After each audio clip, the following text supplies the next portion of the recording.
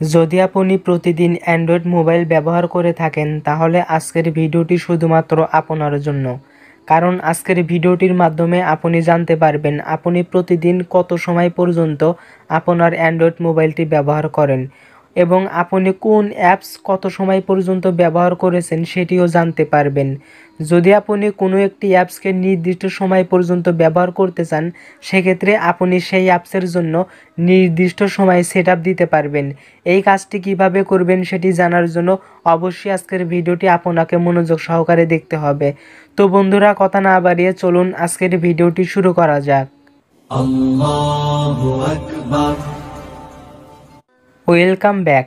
তো বন্ধুরা, আপনাদেরকে এই বিষয়টি জানার জন্য প্রথমে আপনাকে আপনার ফোনের সেটিংস অপশনে যেতে হবে। এখন আমি সরাসরি সেটিংস অপশনে যাচ্ছি। ফোনের সেটিংস অপশনে আসার পর একটু স্ক্রোল ডাউন করে নিচে আসবেন।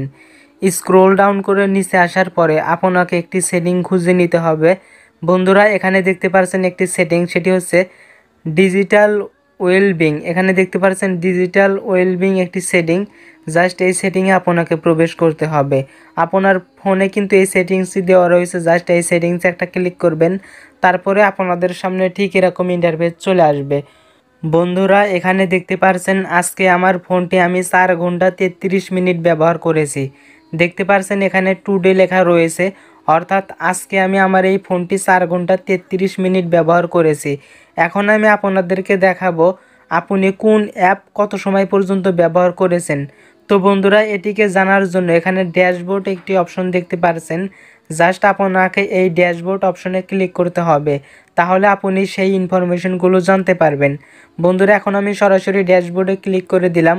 ড্যাশবোর্ডে ক্লিক করে দেওয়ার পরে দেখতে পাচ্ছেন আজকের দিনে আপনি কতক্ষণ পর্যন্ত মোবাইলটি ব্যবহার করেছেন সেটি জানতে পারবেন। এছাড়া আপনি বিগত কয়েকদিনে কতক্ষণ পর্যন্ত মোবাইলটি ব্যবহার করেছেন সেটি জানতে পারবেন। এখানে দেখতে পাচ্ছেন সম্পূর্ণ কিন্তু গ্রাফ এখানে দেখাচ্ছে। আমি গতকালকে কতক্ষণ পর্যন্ত মোবাইল ব্যবহার করেছি, তার পূর্বে কতক্ষণ পর্যন্ত মোবাইল ব্যবহার করেছি সেটি কিন্তু আমি এখান থেকে দেখে নিতে পারছি। তবে আজকে কিন্তু আমি 4 ঘন্টা 37 মিনিট ব্যবহার করেছি। বন্ধুরা, এখন একটু স্ক্রোল ডাউন করে নিচে আসবেন, তারপর এখানে দেখতে পারবেন আপনি কোন অ্যাপ কতক্ষণ পর্যন্ত ব্যবহার করেছেন। আজকের দিনে আমি সর্বোচ্চ ইউটিউবে বেশি সময় কাটিয়েছি। আমি কিন্তু আজকে ইউটিউবে 1 ঘন্টা 4 মিনিট সময় লাগিয়েছি। এখানে কিন্তু সমস্ত ডিটেলস রয়েছে, আপনি কোন অ্যাপ কতক্ষণ পর্যন্ত ব্যবহার করেছেন সেটি কিন্তু জানতে পারবেন। এখানে আমি ইউটিউব কিন্তু 1 ঘন্টা 4 মিনিট দেখতে পারছি। এখন উপরে স্ক্রিন টাইম অপশন থেকে নোটিফিকেশন রিসিভ অপশনটিকে ইনেবল করার পরে আপনি জানতে পারবেন আপনি আজকের দিনে কতটি নোটিফিকেশন পেয়েছেন। আমি কিন্তু আজকের দিনে 110টি নোটিফিকেশন পেয়েছি। জাস্ট স্ক্রিন টাইম এই অপশন থেকে আপনি এগুলো দেখে নিতে পারবেন। বন্ধুরা, আজকের এই ভিডিওটি যদি আপনাদের কাছে 1%ও ভালো লাগে তাহলে অবশ্যই ভিডিওটিতে একটি লাইক দিবেন এবং আমাদের চ্যানেলে নতুন হয়ে থাকলে চ্যানেলটিকে সাবস্ক্রাইব করে আমাদের পাশে থাকবেন। এখন কথা হচ্ছে, ধরুন কোনো একটি অ্যাপ আপনি নির্দিষ্ট সময় পর্যন্ত ব্যবহার করতে চাচ্ছেন। ধরুন আপনি ইউটিউব দিনে 1 থেকে 1.5 ঘন্টা ব্যবহার করতে চাচ্ছেন, সেক্ষেত্রে আপনি চাইলে এখানে টাইম সেটআপ দিতে পারেন। টাইম সেটআপ দেওয়ার জন্য ইউটিউবের ডান পাশে এই যে একটি আইকন দেখতে পাচ্ছেন, জাস্ট এই আইকনে ক্লিক করবেন। তারপরে আপনাকে এখানে টাইম সিলেক্ট করতে হবে। তো আমি এখানে 1 ঘন্টা 30 মিনিট রাখবো। 1 ঘন্টা 30 মিনিট সিলেক্ট করার পরে জাস্ট আপনি ওকেতে একবার ক্লিক করবেন।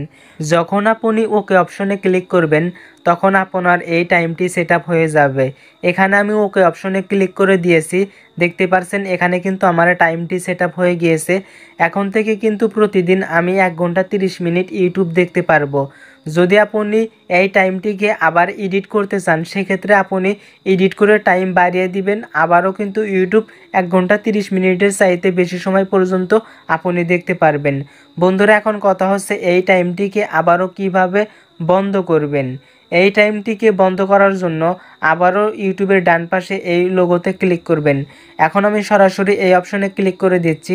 যখন আপনি এই অপশনে ক্লিক করবেন তখন আপনাদের সামনে ঠিক এরকম ইন্টারফেস চলে আসবে।